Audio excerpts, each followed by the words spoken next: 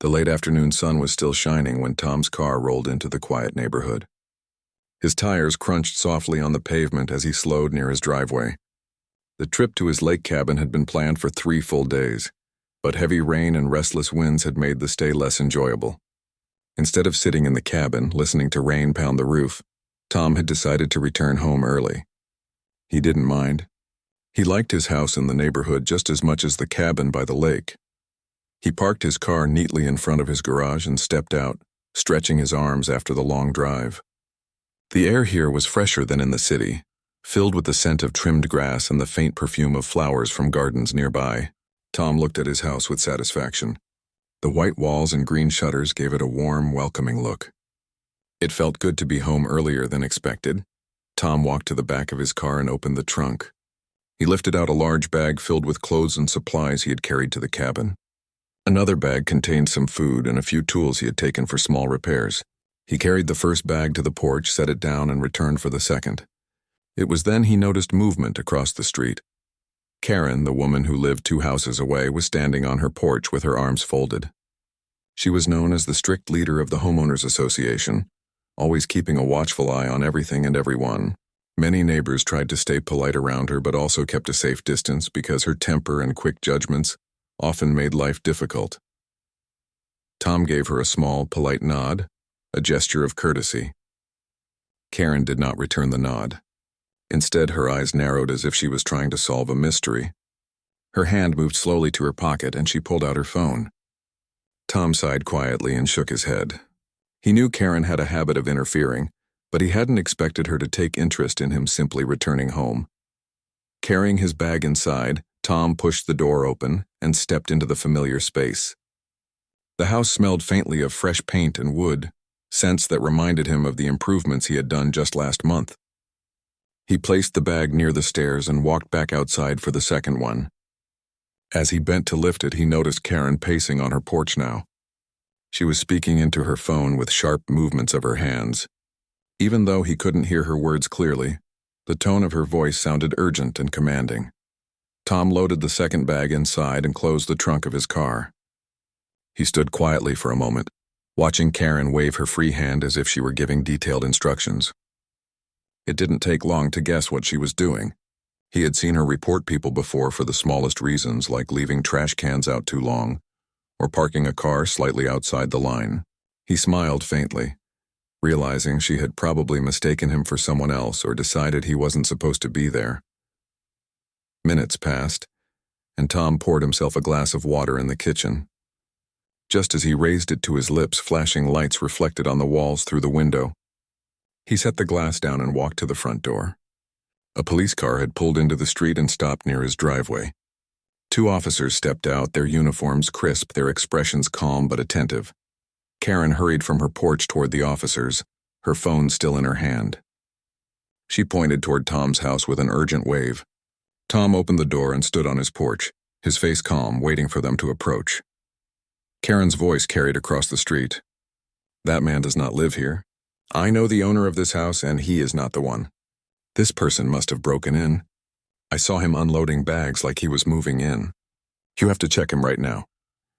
Tom stayed silent for the moment, letting her finish her accusations. The officers looked at him, then at Karen, then back at him again. One of them raised a hand in a polite gesture. "Sir, can we speak with you for a moment?" Tom nodded and stepped down from the porch to meet them near the walkway. "Of course, officers," he said in a steady voice. "I live here. I just got back from my cabin earlier than expected." Karen crossed her arms, shaking her head firmly. No, he is lying. I know the landlord of this place. This man is not him. He is trespassing and I want him removed." Tom looked at her with raised eyebrows, a small smile tugging at his lips. He had always kept his role as landlord quiet, preferring to live simply and not draw attention to himself. But now Karen's confidence was almost amusing. She truly believed she was saving the neighborhood from a stranger. The officer reached out his hand. "Sir, could we please see your identification?" Tom calmly pulled out his wallet and handed over his driver's license. He knew exactly how this was going to play out, and he was in no hurry. The sun dipped lower in the sky, casting long shadows across the street. Neighbors had begun to peek from their windows, curious about the flashing lights and the sudden commotion. Tom stood patiently while Karen shifted on her feet, waiting for what she thought would be his downfall. But Tom knew better. The evening air felt heavier as the two officers studied Tom's identification card. One of them, a tall man with a calm expression, compared the address on the license to the house number displayed neatly above the door. Everything matched. The officer raised his brow slightly, then turned to his partner with a quiet nod. Karen, however, did not stop talking. She stepped closer, her voice louder now. I know the landlord of this house. He rents this property out to people. This man is not the tenant. I have lived in this neighborhood long enough to know exactly who belongs here and who does not. Her voice carried across the lawns, reaching the ears of neighbors who were slowly stepping onto porches or peeking behind curtains. The flashing lights of the police car drew everyone's attention, and whispers began to ripple through the quiet street. Tom stood patiently, his hands relaxed at his sides. He had no reason to feel nervous. His smile remained calm, though his eyes glinted with a mixture of amusement and disbelief at Karen's determination. The taller officer handed back his license. Sir, everything seems in order here. This is your address. But Karen was not ready to let go. She moved quickly, almost blocking the officer's path, and spoke with urgency. No, you don't understand. I keep records of this community. I have the right to know who lives here. This man is trying to trick you. He must have forged that card or borrowed it from someone. I saw him bring in bags like he was moving in secretly.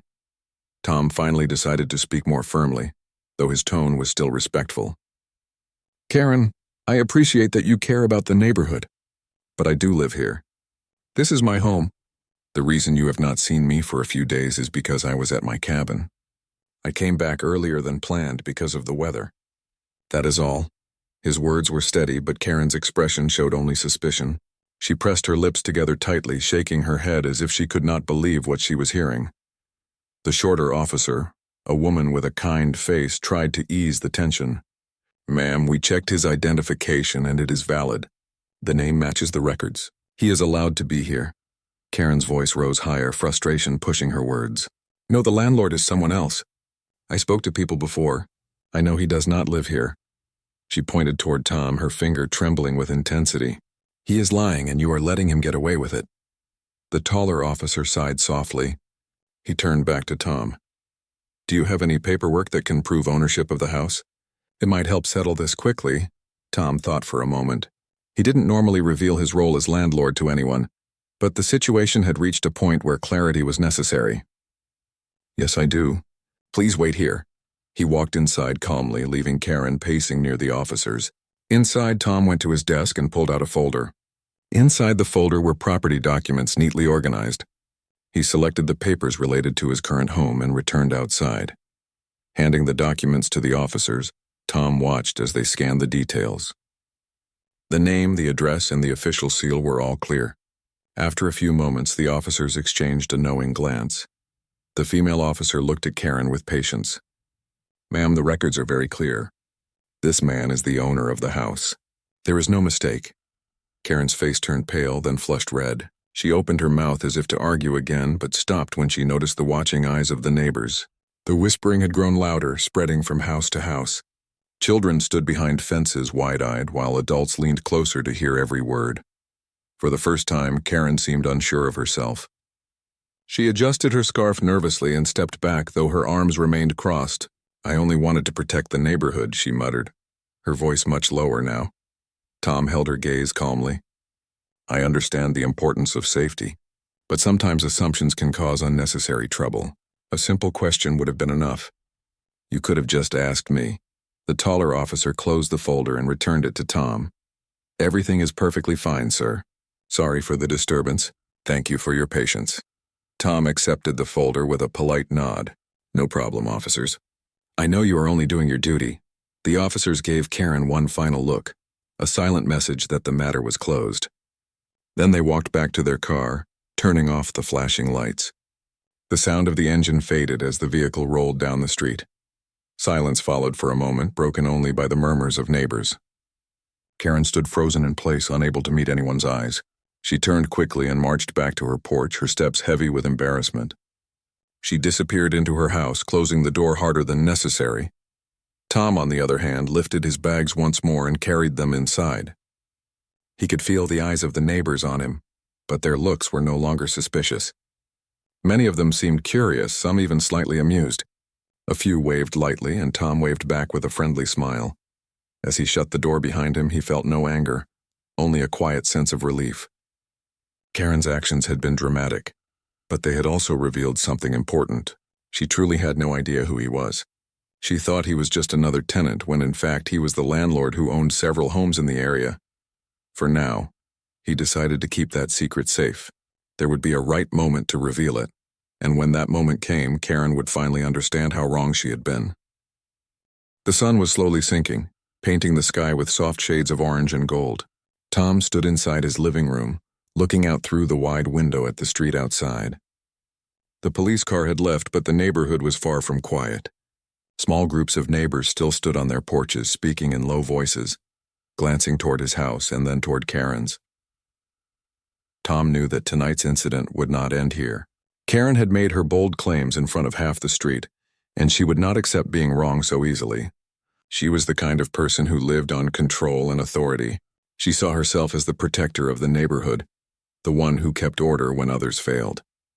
Admitting her mistake would be harder for her than climbing a mountain. Tom poured himself another glass of water and sat in his armchair.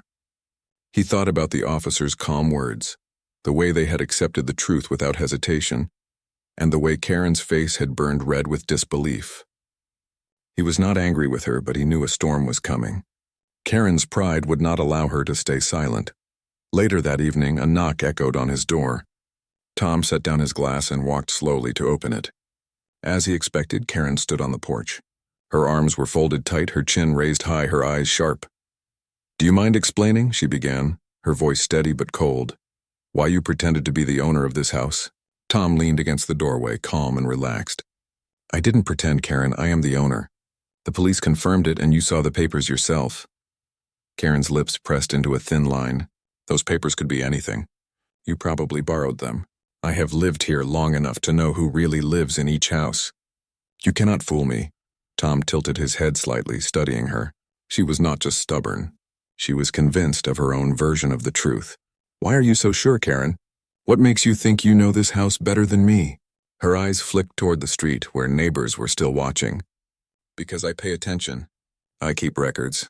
People trust me to keep this community safe. And now a stranger has appeared with bags acting like he belongs here. I will not let this go."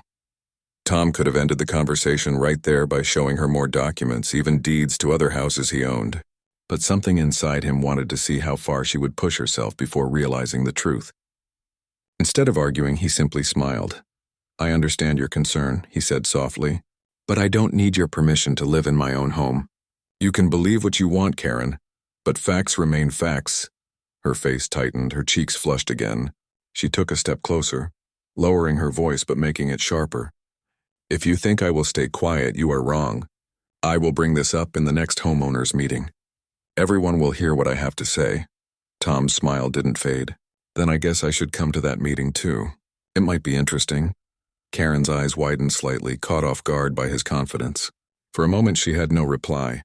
Then she turned quickly, her footsteps loud on the porch, and walked back toward her house. Tom closed the door gently, shaking his head with quiet amusement. He knew what was coming, a full display of Karen's authority at the next meeting.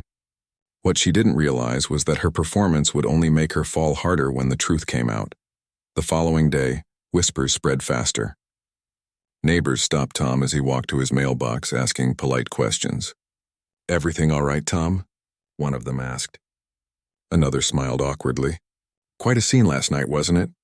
Tom responded kindly each time. "All is fine, thank you," he said. He did not gossip or add fuel to the fire. He wanted peace, not conflict, but Karen was busy. She moved from house to house, speaking in hurried tones, warning people about the stranger who had moved in. She repeated the same story about how she had seen him unloading bags and how she believed he was lying about ownership. Some neighbors nodded politely, but others looked doubtful. After all, the police had checked everything and confirmed Tom's words. By evening, Tom sat in his backyard with a cup of tea, listening to the quiet rustle of the trees. He thought about the upcoming meeting. He had no plan to embarrass Karen, but he knew she was preparing her own stage. He decided he would wait and watch, giving her every chance to correct herself before revealing the full truth. When night fell, the neighborhood grew quiet again, but the tension remained. Curtains shifted, doors closed a little harder, and conversation stopped when Tom passed by. The air carried an energy of anticipation, as if everyone knew something bigger was on the horizon. Tom leaned back in his chair, gazing at the stars above. Karen believed she was in control, but soon she would realize she had been fighting against the very person who held the keys to the community, literally and legally. And Tom was ready to let the truth speak for itself. The neighborhood hall buzzed with quiet chatter as people filled the chairs. It was the monthly homeowners association meeting, and this time the crowd seemed larger than usual. Some had come out of habit, but many were here because of what had happened days earlier. The story of Karen calling the police on Tom had spread like fire, and everyone wanted to see how the matter would unfold. Karen stood near the front, shuffling her papers, adjusting her glasses, and glancing nervously at the people gathering. Normally she walked into meetings with the confidence of a queen, but tonight was different. The whispers, the hidden smiles, the curious stares, all reminded her that her authority had been shaken. Tom arrived quietly, greeting a few neighbors with a polite nod as he entered. He chose a seat in the middle row, neither hiding nor making himself too noticeable. His calmness stood out. While others seemed excited or restless, he appeared as relaxed as if he were attending a simple community dinner. When the clock struck 7, Karen tapped the microphone. "Good evening, everyone. Thank you for being here. As you all know, we are here to discuss community matters. But before we begin, I must bring up a very important issue concerning the safety of our neighborhood." Her voice carried across the room, sharp and serious. She scanned the crowd, then pointed slightly toward Tom's direction. "A man has been staying in one of our houses, claiming it belongs to him. I saw him myself. I reported it to the authorities, and though he presented documents, I still believe something is not right. We must be careful about who lives among us." A low murmur moved through the room. Some looked at Karen with doubt, others at Tom with curiosity. A few simply shook their heads, tired of her constant suspicions. Tom remained seated, his hands resting calmly on his lap. He had expected this moment. One neighbor, an older gentleman named Robert, raised his hand. "Karen, the police already came and confirmed his identity." "Why bring this up again?" Karen's eyes flashed. "Because papers can be forged, Robert. Anyone can print something and pretend. My duty as head of this association is to make sure we are all safe. I will not let strangers claim homes that are not theirs." Before Robert could reply, another voice came from the back. "But what if he really is the owner?" The officers seemed satisfied. Karen straightened her shoulders, forcing confidence back into her tone. "Then he can prove it here before all of us. Let him show us the truth if he has nothing to hide." Dozens of eyes turned to Tom. He stood slowly, not rushing, and walked to the front of the room. His steps were steady, his expression calm. When he reached the small stage, he took the microphone gently. "I did not plan to speak tonight," he began, his voice smooth and clear. "But since my presence has become such a concern, perhaps it is time to clear things fully." The room fell quiet. Even Karen's papers stilled in her hands. "My name is Tom," he continued. "I have lived in this neighborhood for several years. Some of you know me as a quiet neighbor. Some of you may not know me at all, and that is fine because I never needed attention. But there is one fact Karen does not seem to understand." He reached into his folder and pulled out a set of documents, placing them on the table in front of him.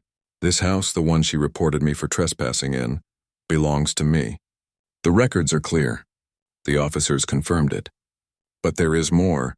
I also own several other houses in this neighborhood. Some of them are rented to families, others are empty for now. I am the landlord she speaks of, the one she thought she knew." Gasps filled the hall. People leaned forward, whispering to each other. Karen froze, her face draining of color, then turning crimson. Tom did not raise his voice, but every word carried weight. "When I returned early from my cabin, I expected nothing more than peace at home. Instead, I found police at my door because someone decided to assume the worst. I respect safety, but respect must also be given to people before judgment is passed." He paused, letting the silence stretch before continuing. "I do not hold anger toward Karen. I believe she thought she was protecting this place. But she forgot one important rule. We are neighbors first, and neighbors should ask, not accuse. The room broke into applause, soft at first, then louder as more people joined in. Tom stepped back, handing the microphone to the moderator. He returned to his seat quietly as if nothing grand had happened. Karen stood frozen near the table, her papers trembling in her hands. She tried to speak, but her voice cracked. I only wanted to do what was right," she whispered.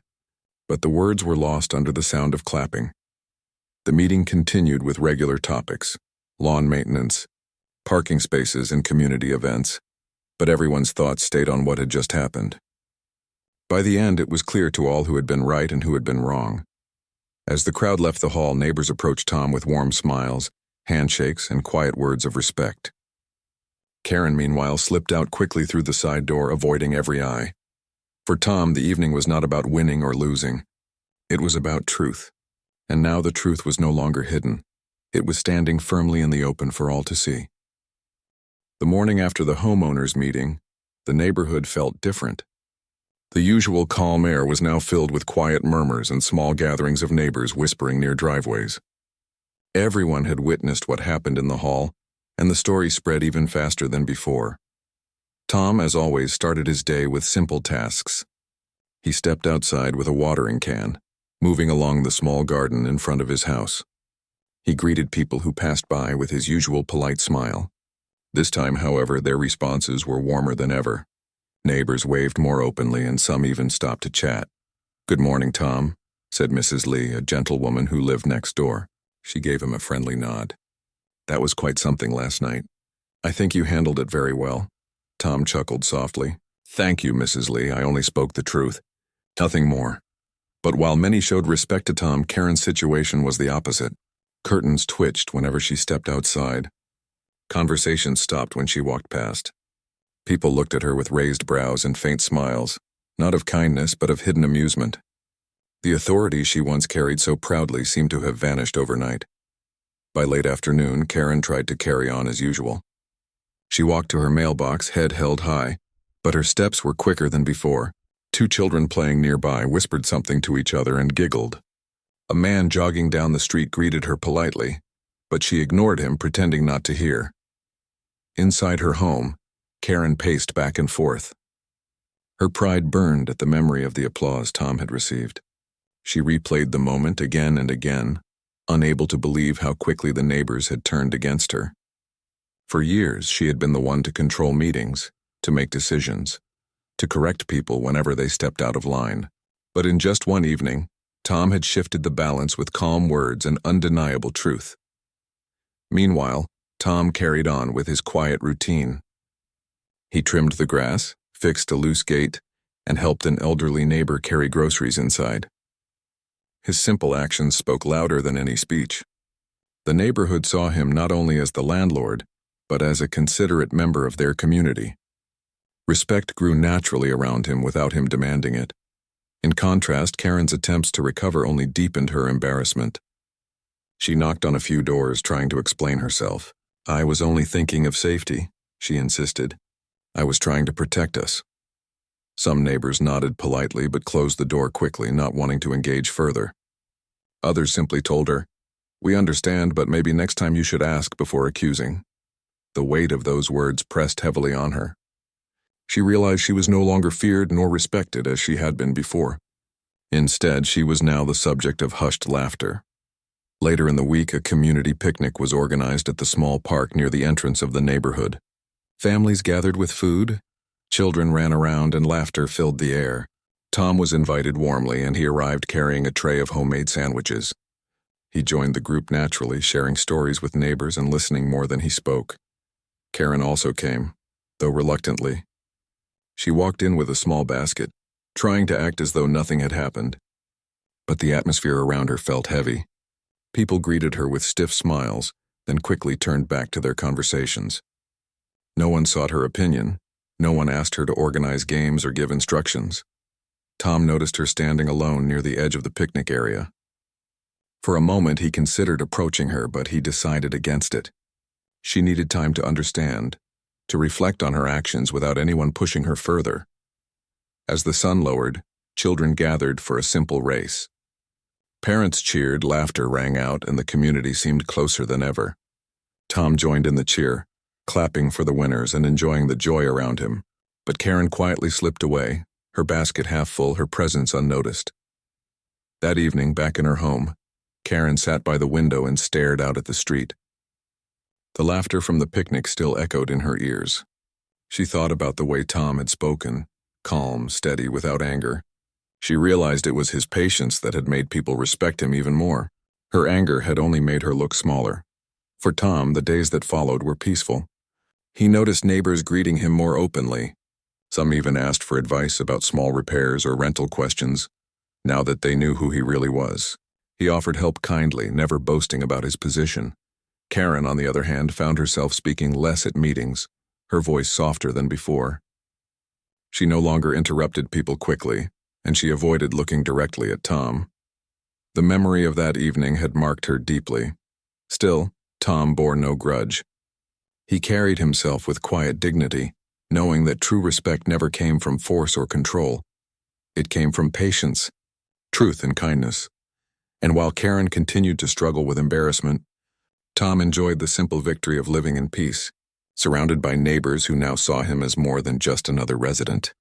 The days after the picnic passed slowly for Karen. Each morning she tried to return to her old routine, walking briskly around the neighborhood and adjusting anything she thought looked out of place. But the reaction from the community was not the same as before. People no longer looked at her as a leader. Instead, they looked past her, as if her presence was less important.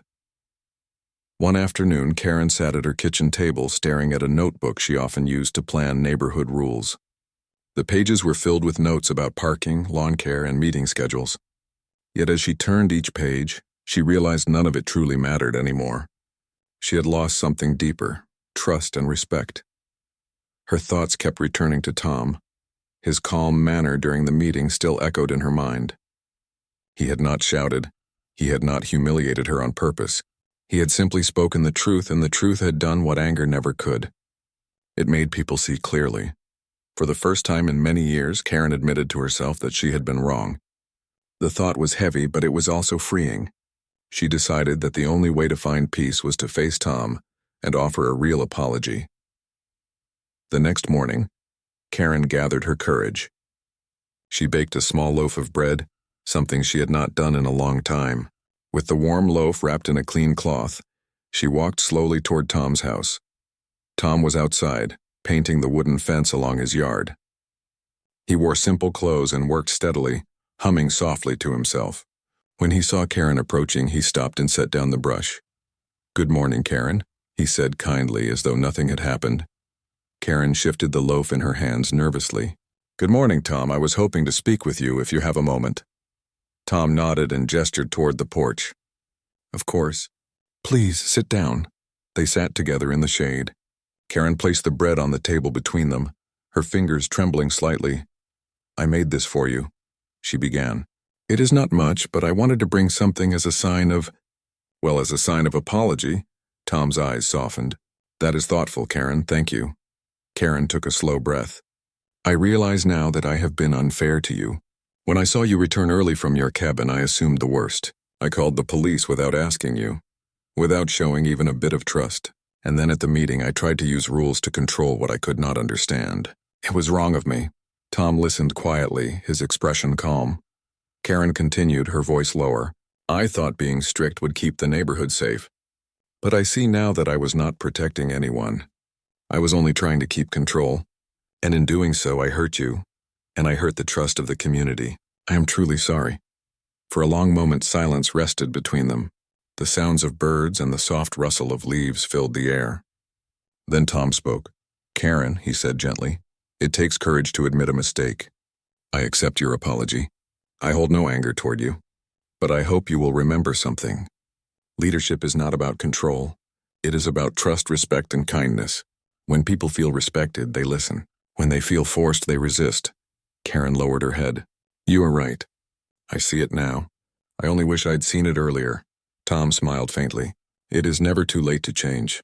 The past is behind us, but the future is still open. If you choose patience instead of anger, people will notice. Slowly, they will see a new side of you." Karen felt a surprising lightness in her chest. For the first time in weeks, she did not feel the weight of embarrassment pressing down. Instead, she felt a small hope. "I will try," she said softly. "I cannot promise to change overnight, but I will try." "That is all anyone can do," Tom replied. They shared a quiet moment on the porch. Karen looked at the fresh paint on Tom's fence and realized how simple his life seemed compared to the constant rules she tried to impose. His strength was not in control, but in peace. Before leaving, Karen stood and offered a small smile. "Thank you, Tom, for your patience. For your kindness," Tom nodded. "We are neighbors, Karen. That means we share more than fences and streets. We share a community. And communities grow stronger when people forgive each other." As Karen walked back to her house, she noticed small details she had never truly seen before. Children laughing in front yards, flowers blooming near driveways, neighbors chatting at mailboxes. These were the real signs of a healthy community, not the strict lists in her notebook.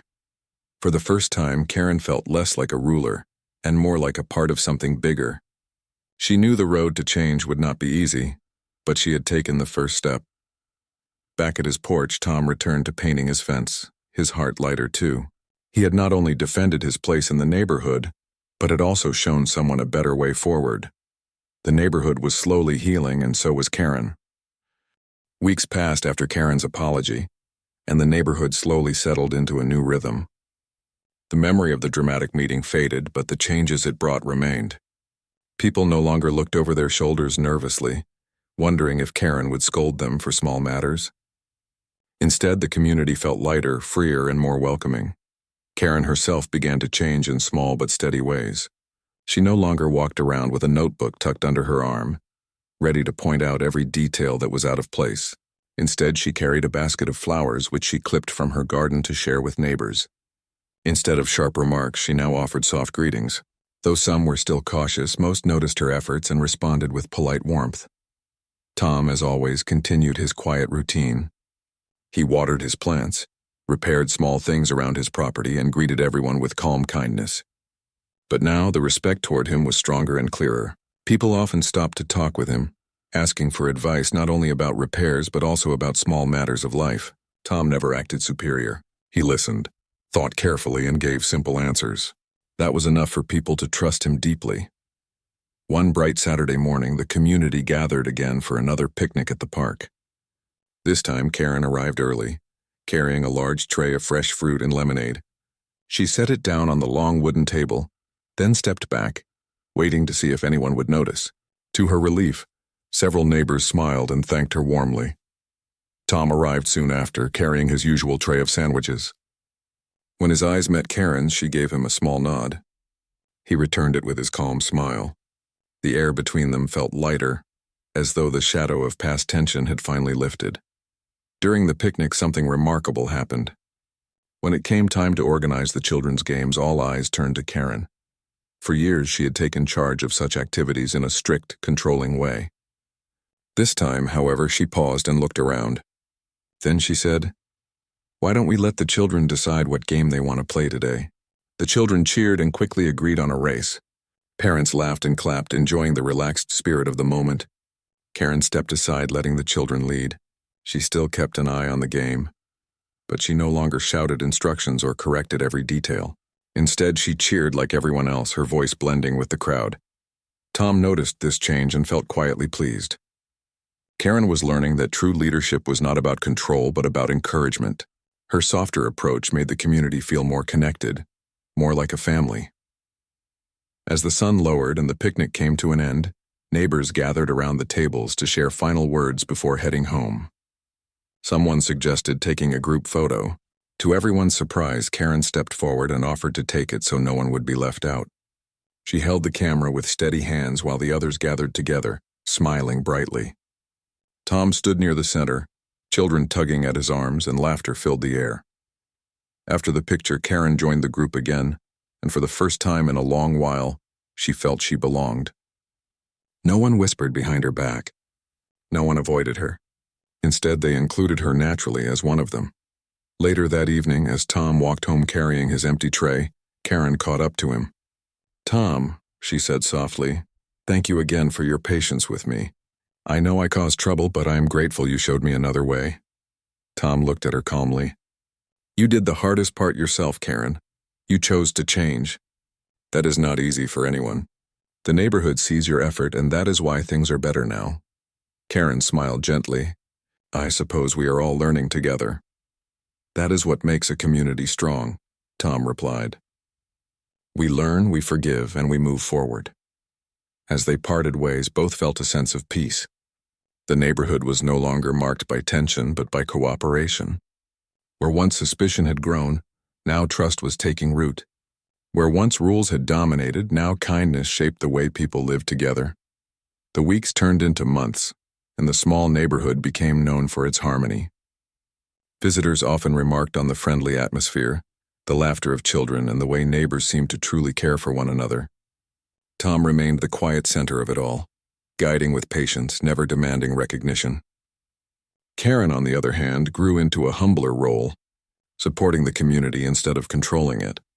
One evening, as Tom sat on his porch watching the sunset, he thought about how much had changed since the day he returned early from his lake cabin. What began with a misunderstanding and a call to the police had ended with growth, forgiveness, and a stronger bond among neighbors. He smiled to himself, grateful for the simple truth that patience and kindness had once again proven stronger than pride.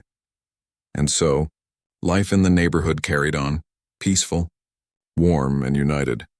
It was not a perfect place, but it was a good place, and that was enough.